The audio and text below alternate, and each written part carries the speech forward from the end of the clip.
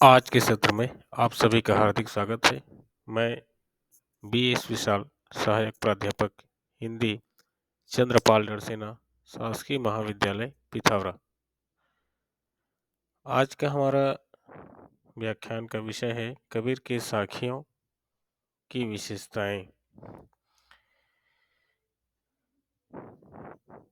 महात्मा कबीर दास के साहित्य के विषय में डॉक्टर गोविंद त्रिगुणायत ने यह विचार व्यक्त किया है। सत्य के उस अनन्य उपासक में श्रेष्ठ दार्शनिक, बुद्धिवादिता और चिंतन, कट्टर क्रांतिकारियों की क्रांति, कठोरता, अनन्य भक्त की विनम्रता और प्रेमानुभूति, सच्चे आलोचक की स्पष्टवादिता, सच्चे साधु की आचरण प्रियता, आदर्श पुरुष की कर्तव्यपरायणता, योगियों की अखंडता एवं फक्कड़ कवि की साधना थी। कबीर का साहित्यिक व्यक्तित्व सचमुच अद्भुत और बेजोड़ था। उनकी साखियां तो उनके अनुभवी व्यक्तित्व की साक्षियां हैं। आइए देखते हैं साखी का अर्थ एवं अभिप्राय। साखी शब्द की उत्पत्ति पर जब हम विचार करते हैं तो यह पाते हैं कि साखी शब्द संस्कृत भाषा के साक्षी शब्द का अपभ्रंश अर्थात बिगड़ा हुआ रूप है। इसका अर्थ है प्रत्यक्ष या गवाही। अतः साखी का अभिप्राय जीवन के उस प्रत्यक्ष अनुभव से है जिसका साक्षात्कार करके कवियों ने सबके लिए उपदेशात्मक रूप कविता के माध्यम से प्रदान किया है। साखी के विषय में कबीरदास का यह आत्मकथन है कि साखी अच्छी ज्ञान को समुचित देखो मन, माही बिन साखी संसार को, फिर झगड़ा छूटत नाही। इस प्रकार से साखी व्यवहारिक अनुभूतियों की वह अभिव्यक्ति है जिसकी सत्यता के लिए संतों ने अपनी वाणियों को छंदोमयी रचना के माध्यम से प्रकट कर दिया है।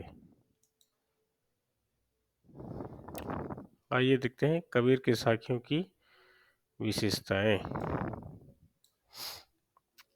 पहला है गुरु महिमा। कबीरदास ने अपने साखियों में गुरु महिमा का प्रतिपादन विशेष भाव से किया है।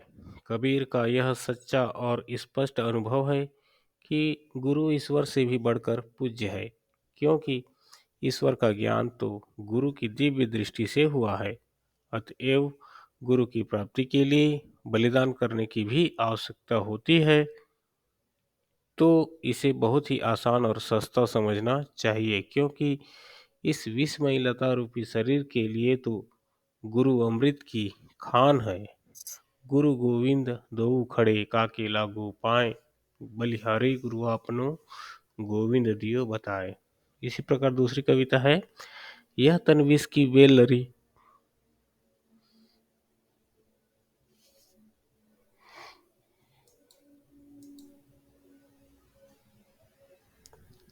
यह तन विष की बेल लरी, गुरु अमृत की खान, शीस दियो जो गुरु मिले तो भी सस्ता जान। दूसरी विशेषता है अंधविश्वासों और रूढ़ियों का विरोध। कबीर ने तत्कालीन सामाजिक अंधविश्वासों और प्रचलित रूढ़ियों और मान्यताओं को जड़च्छेदन करने के लिए कमर कस ली थी। उस समय हिंदू मुसलमान दोनों ही रूढ़िग्रस्त, परंपरागत और अविश्वासग्रस्त हो गए थे। हिंदू की पूजा उपासना की ढोंग और आडंबरपूर्ण स्थिति का विरोध करते हुए कबीरदास ने कहा कि माला तो कर में फिरै, जीव फिरै मन माही, मनवा तो चहुँ दिशि फिरै, यह तो सुमिरी नाही। ठीक इसी प्रकार मुसलमानों के उपासना की बाह्य आडंबरों को फटकारते हुए कबीरदास ने कहा कि कांकर पाथर जोड़ी के मस्जिद लई बनाए, ता चढ़ी मूला बाग दे, क्या बहरा हुआ खुदाए।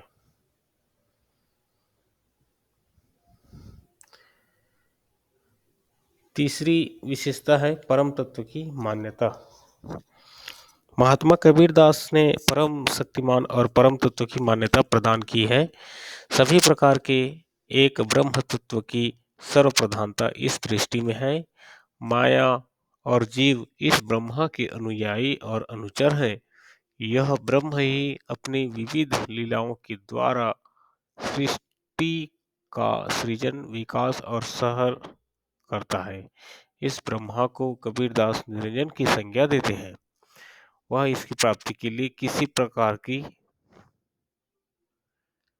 पूजा, नमाज, तीर्थ, व्रत उपासना आदि की आवश्यकता नहीं समझते हैं। इसी में केवल उनका मन लगा रहता है।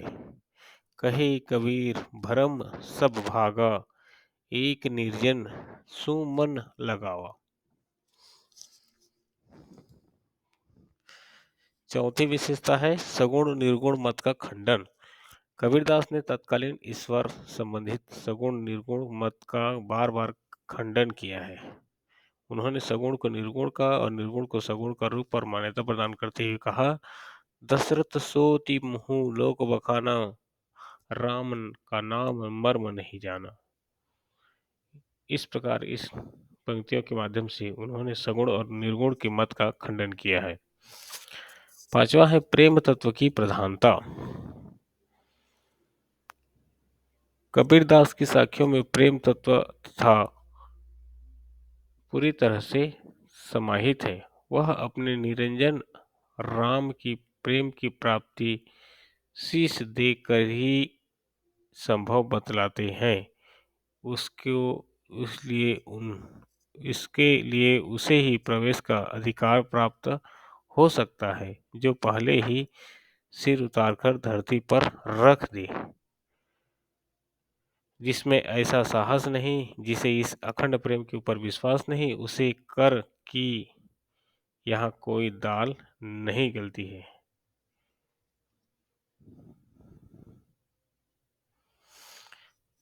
छठवीं विशेषता है दार्शनिकता। कबीरदास की साखियों में गहरी दार्शनिकता की झलक दिखलाई पड़ती है।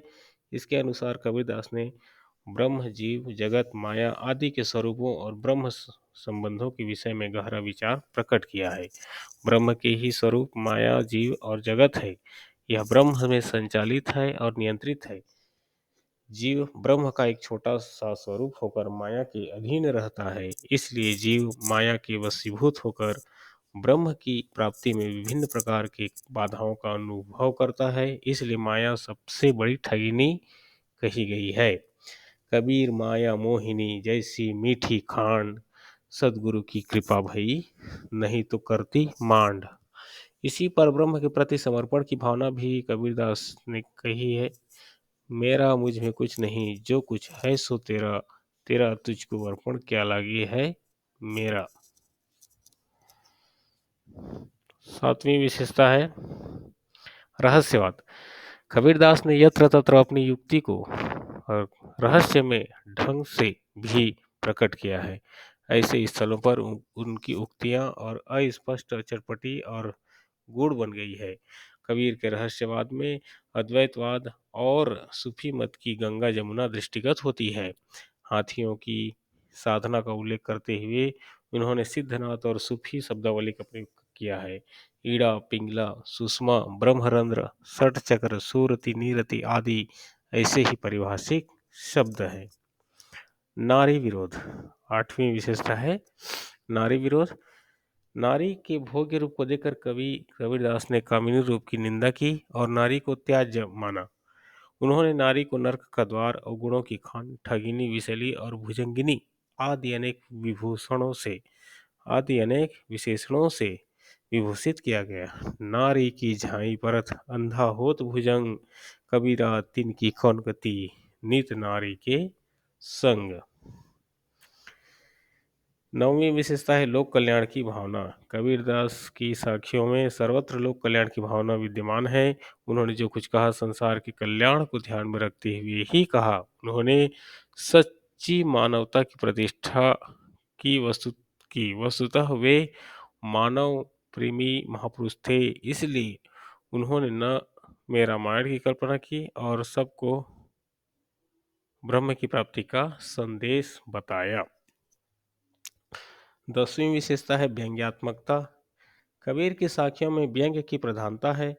उनके तीखे व्यंग हिंदुओं से लेकर मुसलमान तक, ब्राह्मणों से लेकर शाक्तों तक, सांसारिकता में रमे जीवन से लेकर माया तक, मंदिरों से लेकर मस्जिदों तक और सांसारिक रूढ़ियों से लेकर तीर्थ स्थान तक व्याप्त है।